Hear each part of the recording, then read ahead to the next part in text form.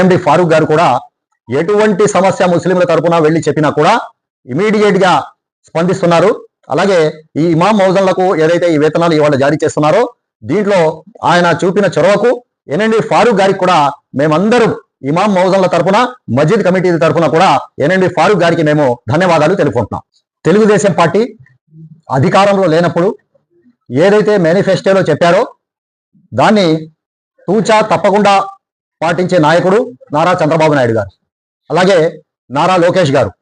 ఏదైతే చంద్రబాబు నాయుడు గారు ముస్లిం సమస్యలపై మాట్లాడేటప్పుడు ఇమాంలకు మౌజన్లకు ఏదైతే సమస్యలు ఉన్నాయో దాన్ని తీరుస్తామని హామీ ఇచ్చారు.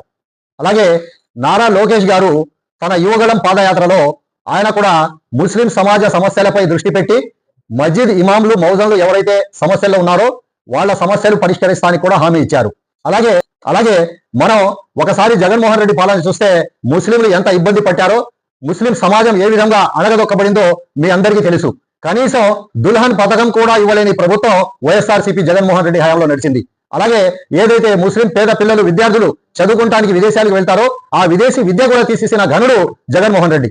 ఇటువంటి పరిస్థితుల్లో మనం ప్రజలు తెలుగుదేశం ప్రభుత్వానికి కూటమి ప్రభుత్వానికి బ్రహ్మరథం పట్టారు, 90% సీట్లు ఇచ్చారు.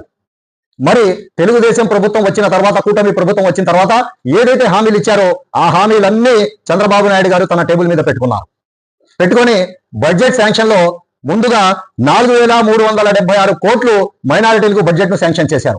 అందులో భాగంగా ఈ రోజు మస్జిద్ ఇమాంలు మౌజన్లు, మస్జిద్ ఇమాం అంటే నమాజ్ చదివించే ఆయన మత గురువు, మౌజన్ అంటే మస్జిద్ యొక్క మంచి చెడులు చూసుకునే మౌజను, అల్లాహు అక్బర్ అనే అజా ఇచ్చే ఆయన్ని మౌజన్ అంటాం, నమాజ్ చదివించే ఆయన్ని ఇమాం గారు అంటాం.